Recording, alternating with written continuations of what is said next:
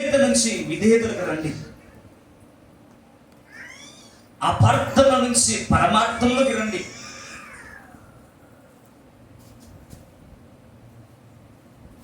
ఆశమాసి కాదు దేవుడు అంటే.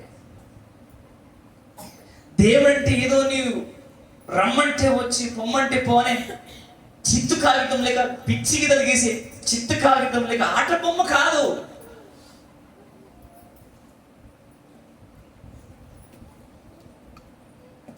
నీ జ్ఞానం ఎంత గాలి దుమ్ము లాంటిది జ్ఞానం. నీ కంటిలో ఎన్ని పొరలు ఉన్నాయో నువ్వు లెక్క పెట్టావు. నీ కంటిలో ఎన్ని పొరలు ఉన్నాయో లెక్క పెట్టావు. ఆయన చేతితో నిర్మించాడు నీ కంటి పొరలు. నీ కంటి పొరలు ఆయన చేతితో నిర్మించాడు. నీ తలలో ఉన్న వెంట్రుకలు నువ్వు లెక్క పెట్టావు. దేవుని పరిశుద్ధ గ్రంథం అంటుంది నీ తల వెంట్రుకలన్నీ లిఖించబడ్డాయి అంట. ఇంకొంచెం గట్టిగా బతికులోనే చెప్పండి. ఇంకా హద్దు మీరంలో మనం ఏమనలేము. హద్దు మీద కూడా బుద్ధి చెప్పేవాడిని మనం పట్టుకోవాలి. నేను చెప్తున్నాను, వెండి బంగారాలు కుళ్ళ చెప్తున్నాను, ఓపెన్ చెప్తున్నా, మా కార్యకాల దుమ్ముతో సమానం. ఎందుకంటే నన్ను తన ప్రాణం ఇచ్చి కొన్నాడు, తన రక్తం పెట్టి కొన్నాడు. వెండి బంగారాల కంటే శ్రేష్టమైనది నా చేతిలో ఉన్నది. వెండి బంగారాల కంటే శ్రేష్టమైనది మా హృదయంలో ఉన్నది.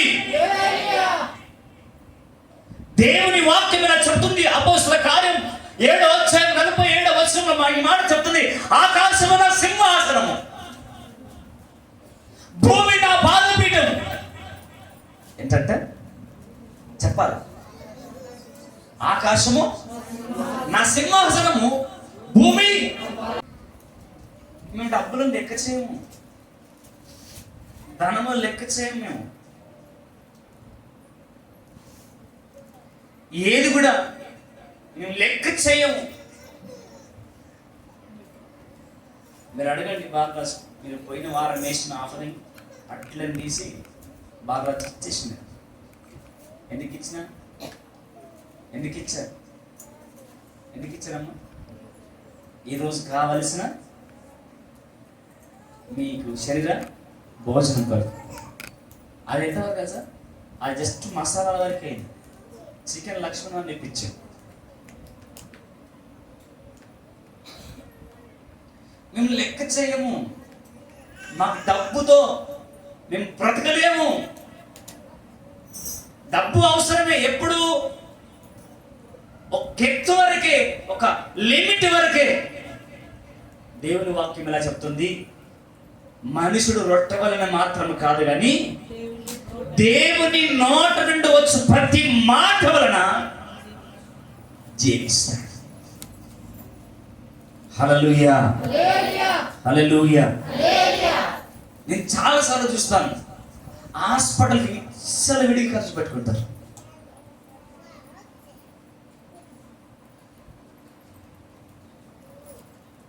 హాస్పిటల్స్కి విచ్చలవిడిగా వేలకు వేల లక్షలకు లక్షలు ఖర్చు పెట్టుకుంటారు. అయ్యో, ఇది ఎందుకు వస్తున్నది? ఏ విషయం, కారణం ఏంటి, సమస్య ఎందుకు వచ్చిందని అర్థం చేసుకో. పోనీ నేను చేసిన తప్పిదం ఏంటి, పొరపాటు ఏంటని గ్రహించుకొని,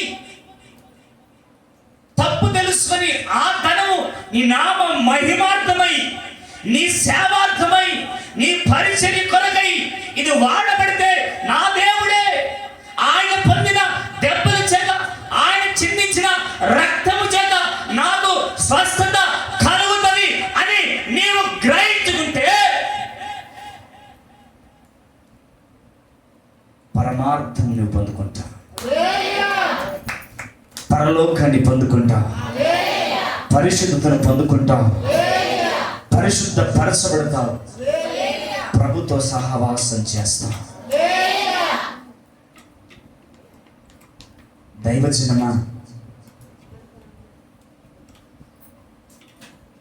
నేను ఈరోజు చాలా క్లుప్తంగా చెప్తున్నాను. ఆకాశ వర్షపు జల్లు ఏంటది? ఆకాశపు వర్షపు జలము త్రాగు దేశము. ఆమేన్. అమ్మా, మీరు ఇప్పుడు ఏ జలం తాగుతున్నారమ్మా? అమ్మా, మీ అమ్మమ్మ వాళ్ళు డిపాజిట్ చేసి పెట్టిన జలమా? నాయనమ్మ వాళ్ళు బోర్లో డిపాజిట్ చేసి పెట్టిన జలమా? మీ తాతలు ముత్తాతలు డిపాజిట్ చేసి పెట్టిన జలమా? Be careful. బుద్ధి తెచ్చుకోండి, జ్ఞానం తెచ్చుకోండి. ఎందుకు నేను ఈ మాట మాట్లాడుతున్నా సార్, కఠినంగా మాట్లాడుతున్నంటే, నా ఆస్తి, నా భూమి, నాది, నీది, నాది అని నీకు ఉన్నది చూడు, అది దేవునికి విరుద్ధమైన ఆలోచన. నువ్వు పాపంలో పడేసింది, అది నేను నరకానికి తీసుకెళ్ళాను. నీ భూమిని ఆకాశము చెప్పాలి, నా సింహాసనము భూమి ఎవరి పేద పెట్టావు? మరి బుద్ధి లేదు, నాది నాదని వెళ్ళాడుతాము, నాది నాదని కొట్లాడుకుంటున్నావు, నాది నాదని వెళ్ళాడుతాము. ఎవరిది ఇప్పుడు? ఆయన ఎవరి పీఠం చెప్పాలి? ఎవరి పీఠం? ఎవరి పాదపీఠం? మరి నీదేమున్నది? ఓరక్షణ కాకపోతే ఘాటుగా ఉంటున్నాను, మన్నించండి, కానీ ఇది పచ్చి నిజం. నిజమా కాదు? వాస్తవం కాదు? ఆయన పాదపీఠం అంటారు. ఆయన పాదపీఠం నుంచి ఆకాశపు వర్షంను పడిస్తే అది భూమిలోకి వెళ్ళి నీవు బోరేస్తే, బారేస్తే నీళ్లు బయటకు వస్తే ఆ జలాన్ని నీవు తాగట్లేదా? మరెందుకు ఓవరాక్షన్? ఎందుకు ఇంకా నేను వేస్తే 4 ఇంచుల నీళ్ళు పడ్డాయి? ఎక్కడే 4 ఇంచుల నీళ్ళు? నేను బావి కొడితే 2-3 శాతం నీళ్ళు పడ్డాయి. ఎక్కడే నీళ్ళు? ఎవరివయ్యా నీళ్ళు? ఎవరిచ్చారయ్యా నీళ్ళు నీకు? కొంచెం మనస్ఫూర్తిగా చెప్పండి, హల్లెలూయా చెప్పండి. దేవునికి మహిమ కలుగునాకని చెప్పండి. నేను తాగుతున్న జలం ఆయనదని చెప్పండి. నేను శ్వాస తీసుకుంటున్న గాలి అని చెప్పండి. నా భూమి మీద నా పేరుని రాసిన పట్ట భూమి కూడా ఆయనని చెప్పండి. అమ్మా ఎంత అంటే ఆ మాట చెప్తే ఇంత బాగుంటాడు ఏంటి? మరి ఎందుకు వెనుకబడుతున్నా చెప్పడానికి? నా పేరు మీద ఉన్న పట్ట భూమి ఆయనని చెప్పండి. మరి ఆయన పెట్టకపోతే ఇంకెవరు పెడుతున్నాను? ఆయన ఇక్కడానికి నీకెందుకమ్మా అంత చేదస్తాం? నీకెందుకమ్మా అంత పీసర్తనము? నీకెందుకమ్మా అంత గిజి? నీకెందుకమ్మా అంత బిగబట్టుడు? నిజం చెప్తున్నా, నేను ఇలా మాట్లాడాలని ప్రిపేర్ అయ్యి పరిశుద్ధాత్మ దేవుడు మాట్లాడుతున్నాను. దేవుడు నాకు సాక్షి. ఈ కొత్త సంవత్సరంలో ఇలాంటి బుద్ధులన్నీ మనం వదిలేసుకుందాము గాక. ఇలాంటి స్వభావం అంతా చెదిరిపోవును గాక. కష్టపడుతున్నాం, ప్రయాసపడుతున్నాం. నేను సంపాదించిన నా జీవితము ఏ జీతం అమ్మా? నీ ఒంట్లో ఆరోగ్యం లేకపోతే, ఏ జీతం అమ్మా నీ కంటికి చూపించకపోతే, ఏ జీతం అమ్మా నీకు జ్ఞానం లేకపోతే, పిచ్చిదానికి చేస్తే, పిచ్చివాడికి చేస్తే, ఎక్కడ వస్తున్నావు? ఎక్కడి నుంచి ఎక్కడ నీవు లాభం పొందుకుంటున్నావు? ఎక్కడి నుంచి ఎక్కడ నీవు ఆశీర్వదించబడుతున్నావు? ఇది గ్రహించుకుంటే నోరు మూసుకొని తలదించుకుని, అయ్యా నన్ను క్షమించు అంటే చెప్పు. నాది ఏమి లేదు ప్రభు అని చెప్పే రోజు అంత నీదే ప్రభు. పై గంటల లోపల జంటరా అంతా ఆయనదంటే మీకు అమ్మకి పెట్టించదు, మీ పక్కన నుంచి పెట్టించదు. ఆ తమ్మున్నదా? లేదు, లేదమ్మా, ఆ తెగింపు లేదు. మీరు ఇయ్యాలని అంటలే, ఆ తెగింపు నిజంగా ఆ యొక్క శ్రేష్టత, ఆ పట్టుదల, ఆ నిజంగా అలా నేను భక్తి చేస్తున్నాను అని మీలో ఉండాలేదని నేను అనుకుంటున్నాను.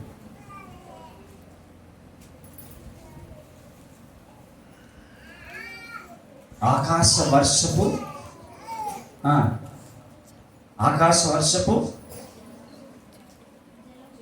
జలము త్రాగు దేశము. నీ దేవుడైన యెహోవా కన్నులు ఏమంటాడమ్మా? నీ దేవుడైన యెహోవా కన్నులు సంవత్సరాది మొదలుకొని సంవత్సరాంతం వరకు ఎల్లప్పుడు నీ మీద ఉండును. నీవు అనుకుంటున్నావు 2026-25 సంవత్సరం ఏమో నేను చేసి సాధించి ఒక్కొక్కరిలో వాడి మూతి పంకులు అలగొట్టుకున్నా, లేక ఇంకేదో సాధించాలని, ఇంకేదో పొడిసేయాలని ఆలోచన చేస్తే జాగ్రత్తగా. దేవుడైన యెహోవా కన్నులు ఏముంది అక్కడ? దేవుడైన యెహోవా కన్నులు సంవత్సరాది మొదలుకొని సంవత్సరాంతం వరకు చూస్తూ ఉన్నాయి. గట్టిగా చప్పట్లు కొట్టు. ఈ 2026 సంవత్సరం మొదటి నెల మొదటి దినం నుండే 2026 డిసెంబర్ 31 తారీఖు వరకు ఆయన కన్నులను చూస్తూనే ఉంటాయి. నీవు ఏ పొక్కలు కూర్చొని ఏం మాట్లాడుతున్నావు నేను చూస్తుంటాయి. ఏ సందులోకి వెళ్ళి బట్ట మూసుకొని తాగుతున్నది చూస్తాయి. ఏ సందులోకి వెళ్ళి ఇలా మూతి మలిపి తాగొచ్చినా చూస్తాయి. ఎవరికి తెలియకుండా బుద్ధిహీనమైన పనులు చేసినా చూస్తాయి. సంవత్సరాలు మొదలుకొని సంవత్సరం అంతం వరకు దేవుని కన్నులంట మనను చూస్తా ఉన్నాయంట. నన్ను ఎవరు చూడట్లేదు అనుకోక పాస్టర్ వచ్చి, అమ్మా నా సత్యంగా చెప్తున్నాను, మీరు ఎక్కడెక్కడ కదులుతారో ఎలా స్పందిస్తారో ప్రతిదీ మాకు తెలుస్తుంది. ప్రతిదీ మా దగ్గరికి వస్తుంది. ప్రతిదీ మేము మాకు గ్రహిస్తాం. మేము వివేచన ధర గ్రహిస్తాం. మన దినమున మేము జగనన్న రాజన్న మేము వికారాబాద్కి వెళ్ళి కూరగాయలు కదన్న వెజిటేబుల్స్ తీసుకొని వస్తుంటే ఆ పాస్టర్ అమ్మ హాస్పిటల్ నుంచి వచ్చి కార్లు ఎక్కింది. కార్లు ఎక్కగానే పరిశుద్ధాత్మ దేవుడు ఒక స్పిరిట్ నన్ను చెప్తున్నప్పుడు ఏది మన చికాకు అయిందా, డిస్టర్బెన్స్ వస్తుంది అని పేషెంట్ విషయంలోనే అడిగా. సడన్గా నీకే తెలిసింది అంటుంది. నీ ముందే ఉంది అడుగు, వాస్తవం నీకెట్లా తెలిసింది అని.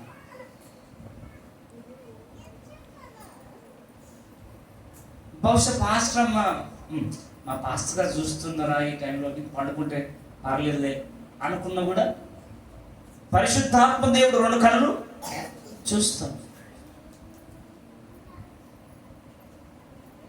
ఇప్పుడు దాసన్న ఉన్నాడు మొక్కి పనిగా, పాస్టర్ చూస్తున్నాడు అంట అని చెప్పేసి పరిగెత్తుకొని పోతాడు కొన్ని సందర్భాలు.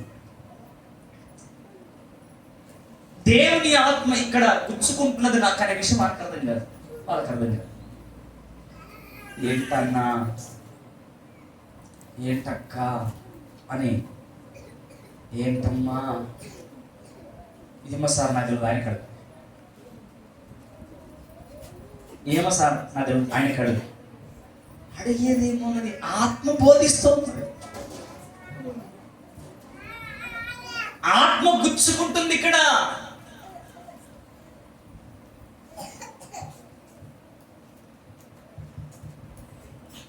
ఎందుకు తెలుసా?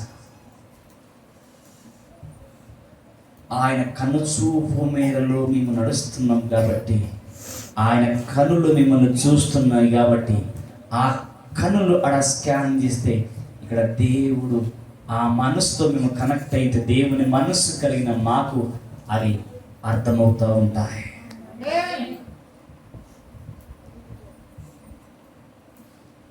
మీకు మనస్ఫూర్తిగా శిరస్సు వంచి నమస్కారం చేస్తున్నా. దేవునితోనే, దేవుని సన్నిధితోనే, దైవజనంతోనే, సంఘముతోనే మరీ చెబుతున్నాను, మీ జ్ఞానాన్ని ప్రదర్శించకండి, తెలివిని ప్రదర్శించకండి.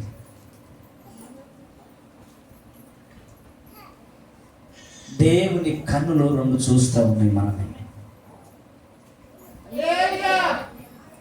దేవుని కన్నులు రెండు మనము చెప్పండి హల్లెలూయా. దేవుని కన్నులు మనను చూస్తా ఉన్నాయి. బుజ్జక్క అంతేనా? బుజ్జక్క అనుకుంటుంది నన్ను చూస్తున్నాడులే కదక్క. మా అక్కవి అక్కేమంతా సార్, నన్ను ఎవ్వరు అందరూ విడిచిపెట్టినా, నాకు ఎవ్వరు దిక్కు లేకపోయినా నీవు ఉన్నావు అన్నాడు. ఆమెకు ధైర్యం.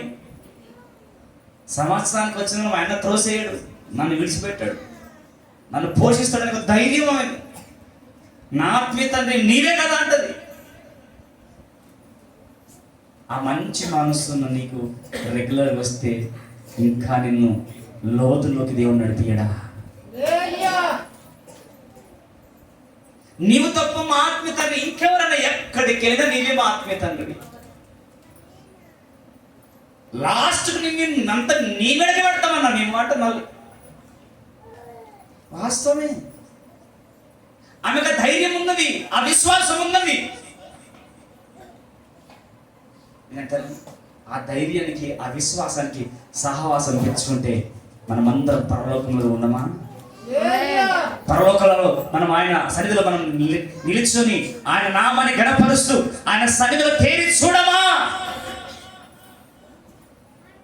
హల్లెలూయా, హల్లెలూయా, హల్లెలూయా.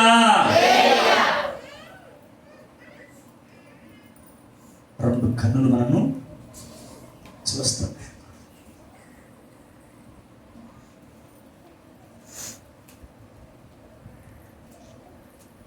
కొన్ని సంవత్సరాలు, కొన్ని ఇయర్స్ కింద ఆ చెల్లి మన దగ్గరికి వచ్చేది, మన సహవాసాన్ని గుర్తుపట్టి అక్కడికి వచ్చేది, ఇక్కడికి వచ్చేది. పాపం తల్లి లేదు, తండ్రి కూడా అంతగా పట్టించుకోడు. అన్నా నా సమస్య ఇదన్నా అని చెప్పి చాలా బాధపడ్డాను. అసలు నాకు అర్థం కాయేది కాదు, ఏం చెప్పాలో అర్థం కాదు. తల్లికి మనస్ఫూర్తిగా ప్రార్థన చేశాను. ఇక్కడ ఇది మట్టేస్తున్నప్పుడు వచ్చి ప్రార్థన, ప్రభా ఏదో ఒక ఖచ్చితంగా ఈ బిడ్డ జీవితాన్ని కట్టాలి, బిడ్డ జీవితాన్ని నువ్వు తీర్చిదిద్దాలి, నీవే ఈ బిడ్డను నువ్వు లేవనెత్తాలి ప్రభా అని మనస్ఫూర్తిగా ప్రార్థన చేస్తూ వాళ్ళ అమ్మమ్మ కలిపించినప్పుడు కూడా బాధపడేవాని. మొన్న రీసెంట్గా వాళ్ళ భర్త చెప్తున్నాడు, ఆ సిస్టర్ని, ఆమెను చేసుకున్న భర్త నేనే, నాకు ఒక బిడ్డ పుట్టింది, మేము ఫస్ట్కు రాబోతున్నాడు, బిడ్డను తీసుకుని మొదలుకి వచ్చిన. హల్లెలూయా. పాపం దిక్కు లేని స్థితిలో, ఆదరణ లేని స్థితిలో, ఎవరు ఓదారుస్తారా అర్థం కాని స్థితిలో పాప వచ్చింది.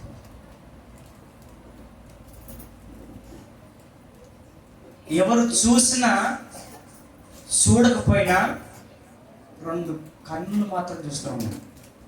హల్లెలూయా. అర్థమవుతుందా? ఎవరు చూసినా చూడకపోయినా రెండు కన్నులు మాత్రం దేవుడు, ఆ కన్నులు నిన్ను చూస్తూ ఉన్నాయి, నేను గమనిస్తూ ఉన్నాయి. అందుకే నా రెండు చేతులు జోడించి మీకు చెప్తాను, దేవుని విషయంలో, అభిషేక విషయంలో, ఆత్మీయ విషయంలో, మందిర విషయంలో మీరు నిర్లక్ష్యంగా, అశ్రద్ధగా, సిల్లిగా, తెలివిగా ప్రదర్శించకండి. నాకెప్పుడు భయం భయం భయం, నా జీవితం ఇలా ఉండేదన్నా అని బాధతో చెప్తున్నప్పుడు నేను మొన్న ఆ బ్రదర్ కలిసి చెప్తే చాలా సంబరపడిపోయినా, చాలా సంతోషపడ్డా. ఎందుకు తెలుసా? నా ప్రార్థన ప్రతిఫలం ఇచ్చిన ప్రభువా, లేదు నన్ను నిలబడతాను. ఈరోజు పాప నా బాబు నాన్న పాపని దిక్కులేని స్థితిలో, ఎవరు పట్టించుకోని స్థితిలో, తండ్రి పట్టించుకోక, తల్లి లేక, భయంకరమైన శక్తులతో పోరాడుతూ అమాయకంగా ఒంటరిగా వస్తుంటే నేను చాలాసార్లు నాన్న దేవుడి తర్వాత నేనున్నాను, నా దగ్గర వెండి బంగారాలు లేవు, మీకోసం నేను ఖచ్చితంగా ప్రార్థన చేస్తాను చెప్తాను. ఈరోజు ఆ తల్లిని ఒక కుటుంబముగా చేశాడు. దేవునికి మహిమ కలుగును గాక. కూర్చున్నాను. ఎందుకు 2 కన్నులు చూస్తున్నాయి ఆమెని. హల్లెలూయా. ఎందుకు తెలుసా? 2 కన్నులు ఆ తల్లిని చూస్తూ ఉన్నాయి. సంవత్సరాది మొదలుకొని సంవత్సరాంతం వరకు నన్ను ఎవరు చూడట్లేదని నీ బాధపడుతున్నానేమో. బాధపడకు, దేవుడు చూస్తూ ఉన్నాడు. దేవుడు గమనిస్తూ ఉన్నాడు. దేవుడు నీ స్థితిని ఆయన గమనిస్తూ ఉన్నాడు.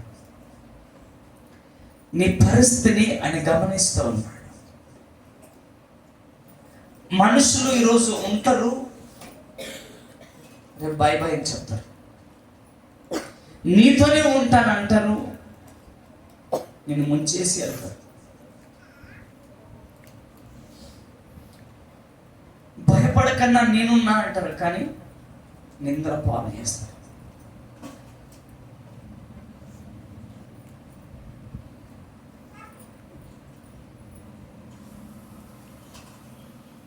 ఎందుకు చెప్తానంటే మా జీవితంలో అనుభవించి ఎన్నో దెబ్బలు తిని ఈ స్థితిలో నిలబడ్డాం మేము. అందుకే అంత ఈజీగా ఎవరిని నమ్మము. ఒకవేళ ఏదో తెలివిగా ప్రదర్శిద్దామని అనుకుంటే మేము అంత కంగారు పడం.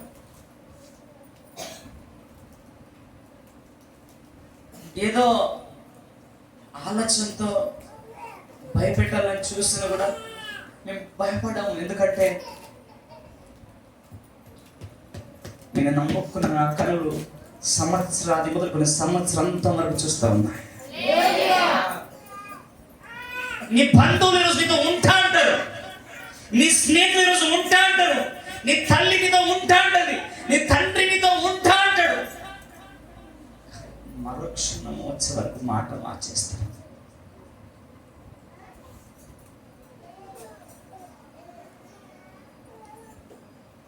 నేను మరొకసారి ఈ కొత్త సంవత్సరంలో నా చేతులు జోడించి చెప్తున్నాను, మీరు కన్నా దేవుడు చెప్పినట్టుగా ఈ సంవత్సరం మార్చుకుంటే మీ స్థితి మారబోతున్నది, మీ పరిస్థితి మారబోతుంది. ఈ 2026 సంవత్సరం మీకు దీవెనకరంగా మారబోతుంది. ఒకవేళ మార్చుకోలేక అదే పద్ధతిలో అదే పరిస్థితిలో ఉన్నారనుకో, నీవు అదే పరిస్థితిలో సాగుతావు, అదే లిమిట్లో ఉంటావు. దయవచనమా ఒక మాట చూసుకుందాం. హబక్కు గ్రంథము 3వ అధ్యాయము 2వ వచనంలో ఇలా మాట్లాడుతుంది దేవుని వాక్యం. హబక్కు గ్రంథము 3వ అధ్యాయము 2వ వచనంలో ఇలా మాట్లాడుతుంది. యెహోవా నిన్ను గూర్చిన వార్త విని నేను భయపడుచున్నాను. యెహోవా సంవత్సరాలు జరుగుచుండగా నీ కార్యము నూతన పరుచును. గట్టిగా చప్పట్లు కొడదాం.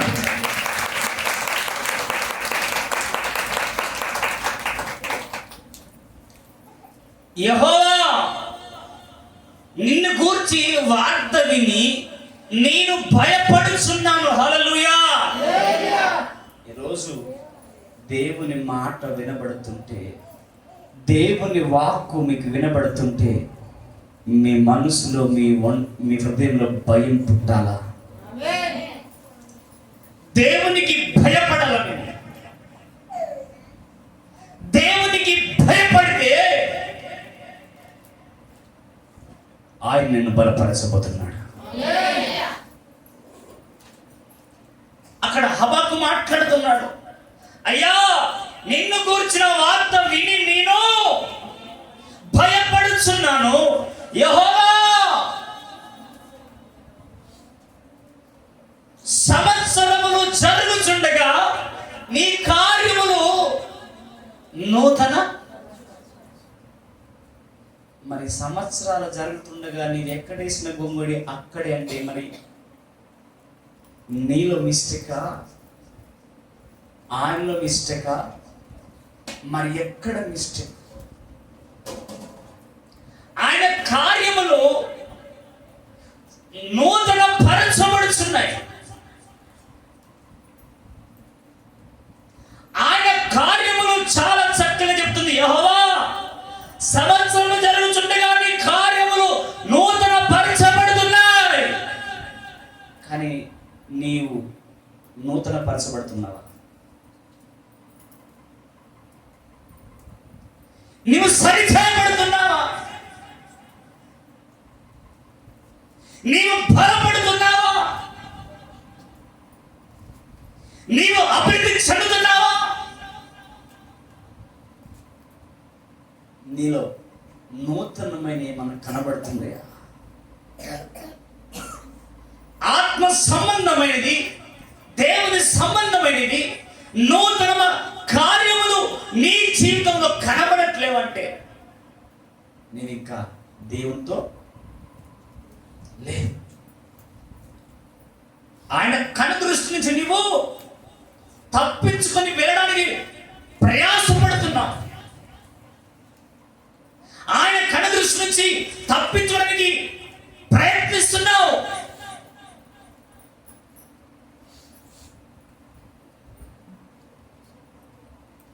ప్లీజ్ ఈరోజు నీవు ఆయనకు భయపడితే, ఎందుకు భయపడతావు?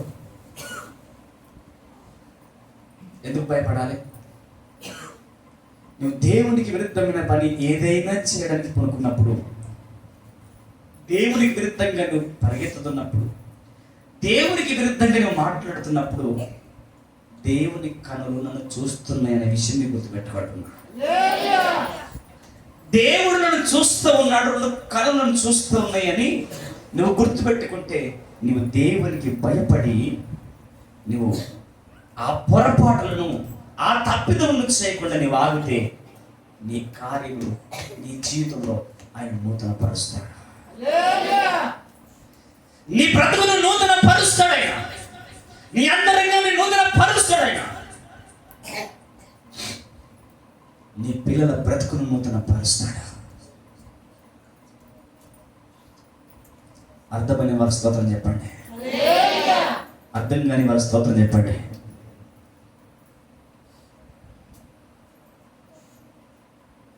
నేను చెప్తున్నాను, ఈ 2025 సంవత్సరంలో చాలా మంది మాట్లాడారు, నేను లేకుండా ఏం చేస్తావు, నేను లేని చేయగలవా?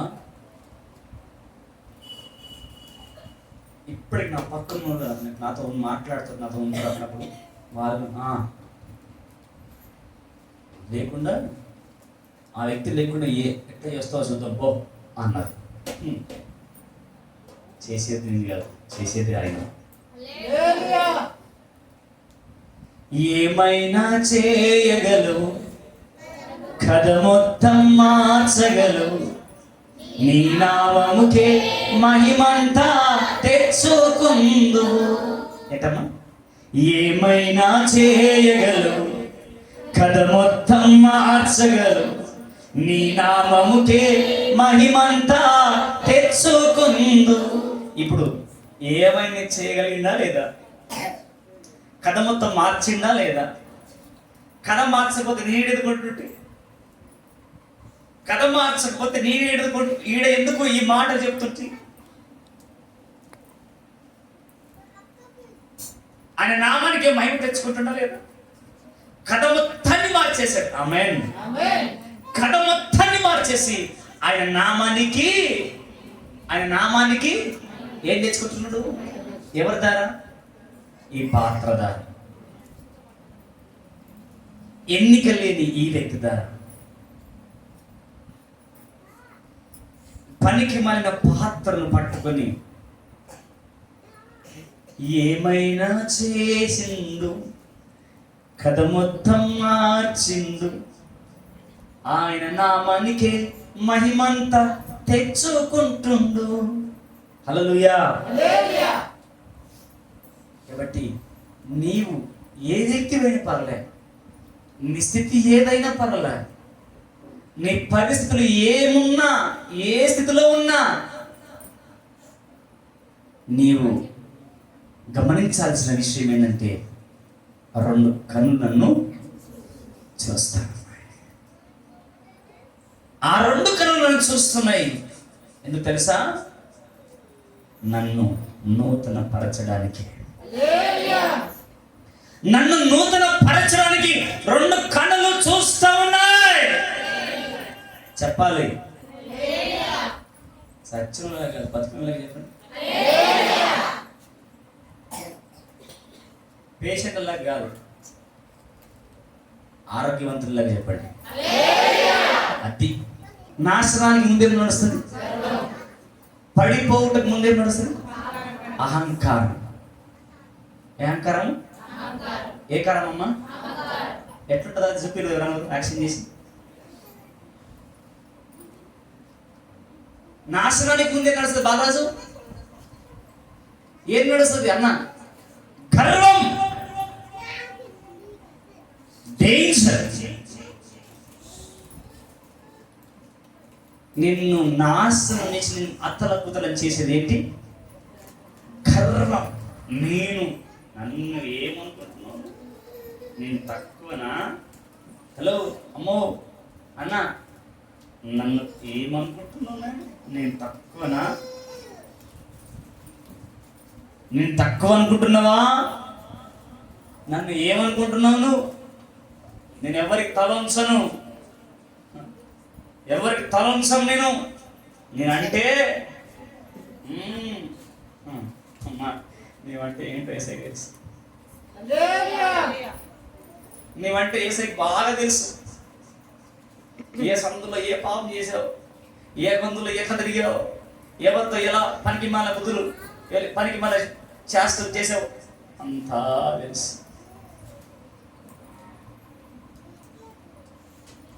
నీవంటే తెలుసా అంటున్నాను. నీవంటే ఏసైకి ఏంటో బాగా బాగా తెలుసు. మనసులోని మాట నీవు పలకక ముందే ఎరిగి ఉన్నాడు యేసు. ఎరిగి తల్లి గర్భమునందు నీవు రూపించక ముందే ఎరిగి ఉన్నాడు యేసు. ఎరిగి ఉన్నాడు. అనుకోవద్దు నన్ను ఎవరు చూస్తాము, ఎవరు కానీ ఆయన చూస్తూ ఉన్నాడు. మనము నాశనానికి ముందు గర్వం నడుస్తుందంట, పడిపోవటకు ముందు అహంకారం నడుస్తుందంట. మరి గర్వం, అహంకారం తెలుసా? నేను చివరికి ఒక మాట చెప్పి నేను ముగిస్తాను. ఫైనల్గా 2 కన్నులు మన మీద ఉన్నాయి. ఆ కన్నులు మన నూతన పరచడానికి ఉన్నాయి. అయితే మనం ఎలా ఉండాలంటే, సమూయేలు గ్రంథంలో హన్నా వెళ్ళి ఏలి దగ్గరికి వెళ్ళి, బుద్ధి లేని ఎంతసేపు మత్తురాలుగా ఉంటావంటే, అయ్యా నన్ను దీని తొలగించకయ్యా అనే దీన మనస్సు నీవు కలిగి ఉంటే, హల్లెలూయా వినండి, హల్లెలూయా. నీ చరిత్ర చెప్తున్న స్టోరీ చెప్పట్లా. దీన మనస్సుతో నీవు ఉంటే నీలో నుండి సమూయేలు బయటకు వస్తారు. నీలో నుండి దీర్ఘకాల ప్రవక్తలు వస్తారు. నుంచి రాజ్యమును శాసించేవారు వస్తారు, దేశమును పాలించేవారు వస్తారు.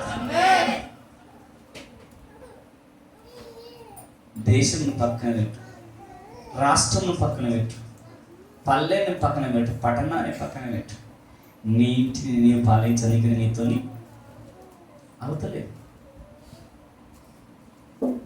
ఒకరి మాట ఒకరు, ఎందుకు? నీవు దేవుని మాట మెచ్చవు కాబట్టి, నువ్వు దేవుని మాటకు లోబడవు కాబట్టి. ఆ తల్లి ఆ మందిరంలోకి వచ్చి సాగిల పడుతుంటే దైవజనుడు గద్దిస్తూ ఉన్నాడు, అమ్మా ఏంటి నీ సంగతి? ఎంతసేపు మత్తుతో నేను మునుగుతావు? తాగి మందిరానికి వస్తావా? నువ్వు మత్తుతో ఎంతసేపు ఉంటావు? అసలు మందిరంలో ఉండాల్సిందేనని ఏంటమ్మా నీకు బుద్ధి లేదా? ఎట్లా చేస్తావు తల్లి? బుద్ధి లేకుండా వాక్యం వినవు, ఏమి వినవు, దేవుని మాట వినవు, సమయానికి దేవుని సన్నిధిలో ఉండవు, బుద్ధి లేదా తల్లి నీకు? ఇప్పుడు వచ్చేదో ఏడుస్తున్నావు అని అన్నట్టు అయి ఉంటే ఎలా ఉంటుంది మన పరిస్థితి? ఎలా ఉంటుంది మన పరిస్థితి? ఇంకా పాస్టర్ అన్న ఇక్కడికి పోతే ఇలా అంటాడు, అలా అంటాడు. అబ్బా ఇంకా పాస్టర్ ఒక్క మాట అన్నాడు, మనం ఎప్పుడు పోయినా ఒక్క మాట అన్నాడు. మనం ప్రార్థన చేయకపోయినేమన్నాడు, వాక్యం చదవకపోయినేమన్నాడు, మనం ఎట్లా చేసినా మన పిల్లలు మన బతుకు ఎట్లా ఉన్నా ఏమి అన్నాడు. మంచి పాస్టర్, అమ్మో మంచి పాస్టర్, నేను చెడ్డ పాస్టర్ అన్నట్లే, మంచి పాస్టర్. కానీ ఇద్దరు కలిసి ఎడికెత్తారు, ఇద్దరు కలిసి ఎడికెత్తారు. ఎడికెత్తారు చెప్పండి, చెప్పండి. ఏమన్నందుకు నాకుంటుంది ట్రీట్మెంట్ అనే అనకుండా ఎంచుకున్నందుకు నీకుంటుంది. అందుకే హన్నాలాగా మనం విధేయత కలిగి, తగ్గింపు కలిగి, గర్వము అహంకారం ఏది కూడా మనలో పని చేయకుండా అలాంటి దీన మనసు మనం కలిగి ఉన్నామా? ఖచ్చితంగా ఇదిగో గొడ్రాలని నిందను తొలగించినట్లుగా నీ మీద ఉన్న ప్రతి నిందను తొలగించబోతున్నాడు, నీ మీద ఉన్న ప్రతి శాపాన్ని తొలగించబోతున్నాడు, నీ మీద ఉన్న ప్రతి కాడిని విరగొట్టబోతున్నాడు. కాబట్టి అందరం కూడా ఈ మాటలను జాగ్రత్తగా మీ హృదయంలో భద్రపరుచుకొని దేవుని వాక్యానికి చోటు ఇవ్వండి. తద్వారా దేవుని సన్నిధిలో ముందుకు సాగుదాం. ఆమేన్. ఎంతమంది ఫాస్టింగ్ ఉన్నారు? నిన్న